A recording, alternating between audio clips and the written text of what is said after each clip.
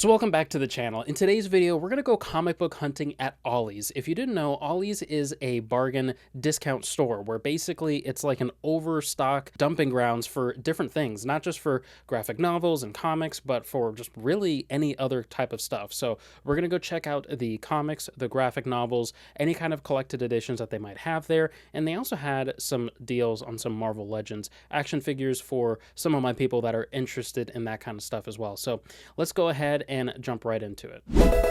And before we get too deep into the video, I want to remind you to smash that like button. That goes a very long way to supporting this channel and letting me know that you want to see more videos like this. Also, if you are interested in comic books, video games, a plethora of different things, make sure you subscribe because we have different content coming out every week, and it's just a lot of fun going over our hobbies. But getting into the actual hunt. So going into my Ollies, I wasn't able to record and do audio at the same time. So right now I'm just kind of showing you the B-roll of the different things that they had. First, I went to the action figure section, and they had a bunch of overstock for the Marvel Legends, specifically for the Eternals.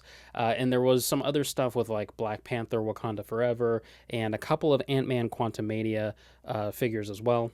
But taking a quick look at the overall graphic novel section, there was a lot of great stuff. So I ended up getting more stuff than I intended to get, but I'm really happy with everything that I got, which I will show you in a little bit. I mean, they had incredible books like Alan Moore's Swamp Thing, they had Preacher, they had just a bunch of different stuff. I mean, they had a bunch of New 52. This was my second time going to an Ollie's, and I remember vividly my first time going that there was a bunch of New 52 graphic novels there, or just really the trade paperbacks of different issues.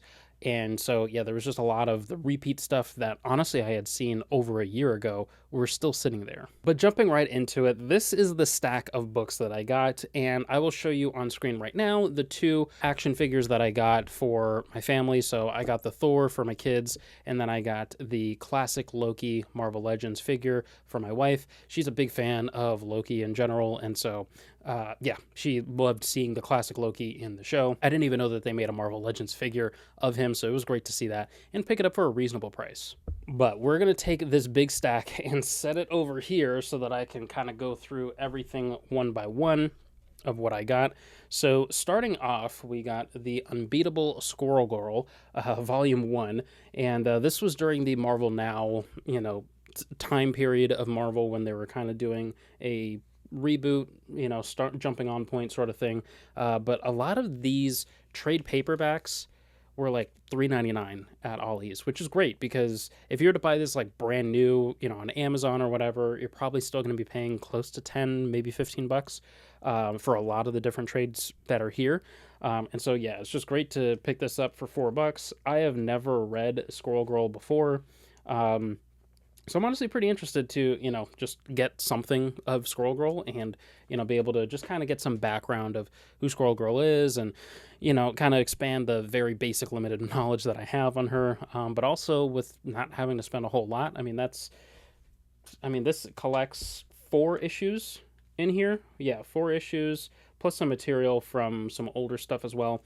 So yeah, for the cost of one single issue, I got a trade paperback about Squirrel Girl. So that's pretty cool. All right.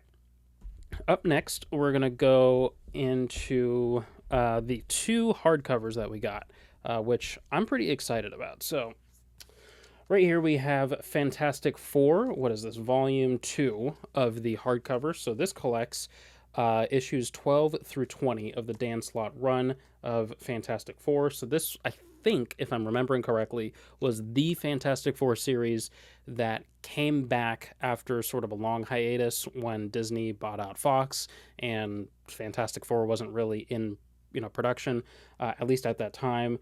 They were still featured in other books, but they didn't really have their own run, if I'm remembering things correctly. And so I think this was the first run that kicked off, the Fantastic Four ongoing series, and this was right after Secret Wars. Again, I'm just kind of going off of memory here, but this is great because I have some trade paperbacks of the earlier issues, and so this picks up exactly where my trades left off, so that way I can read, about 8 issues here, so pretty cool. All right, and then the next hardcover is a pretty interesting one. I have never heard of this before, but this is The Flash Unwrapped by Francis Manapul. And this was, I believe he was the writer for The Flash during the New 52 when that series kicked off. It was either that or in the Rebirth era, but I want to say New 52. And what's crazy is that I got this hardcover for $8 and it retails for $34.99. That's crazy.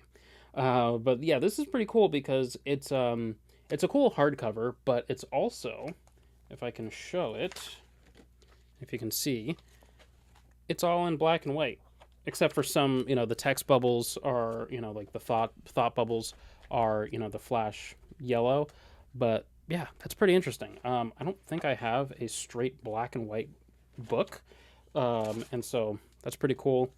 Yeah, and I'm just pretty excited to get this. I don't know a thing about this story, but it'll be interesting to read that because I liked The Flash during the New 52 and the Rebirth era.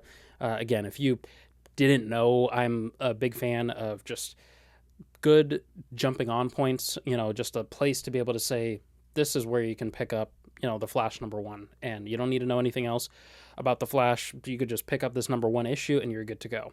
That's a big reason why I didn't like X-Men #1, the current one that comes out. I'm still a little bit salty about that.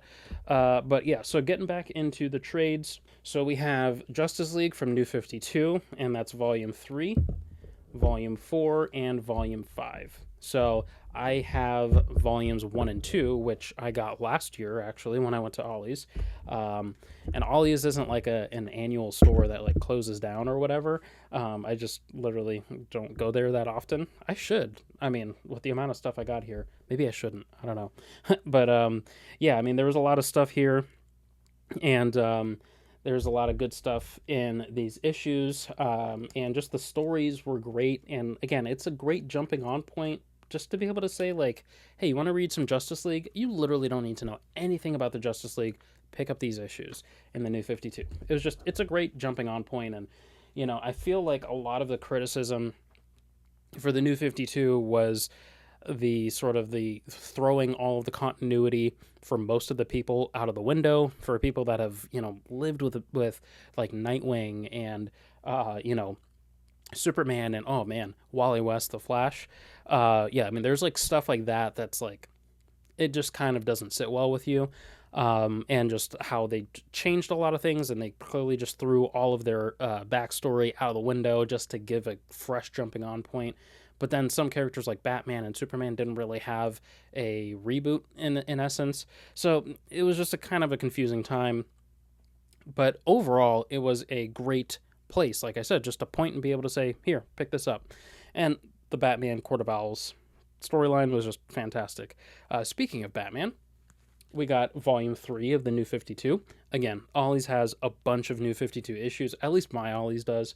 And so, yeah, I think I got Volume 1 of the Court of Owls last year from Ollie's, and that's how I read the story and everything. And what's so funny is that there was still Court of Owls New 52, trade paperbacks still there. So I probably like picked through these same ones that I saw today. I probably picked through them last year to find one that's, in good condition and everything. But yeah, this is going to be a good one because, I hear, good stuff about the death of the family story. And so, yeah, I mean, Batman overall in the New 52 was pretty good. Scott Snyder was on that, and so that was a great one.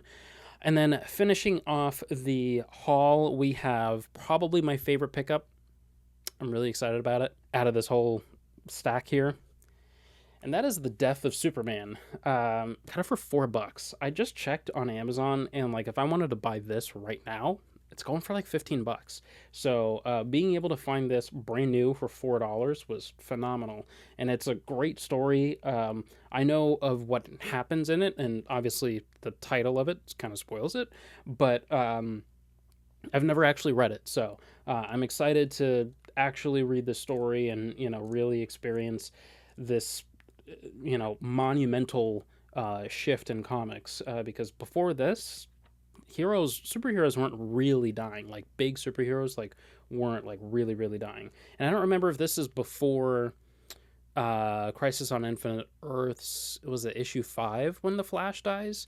I don't remember if this came out before that or not, but yeah, I remember like this hit like the news when it first happened, which is crazy. So at least that's what I've been told, that it had such a big impact. So anyways, that is the haul. Let me know what you think down below. If I got some really good stuff, let me know if there's anything here that you think I should start reading first.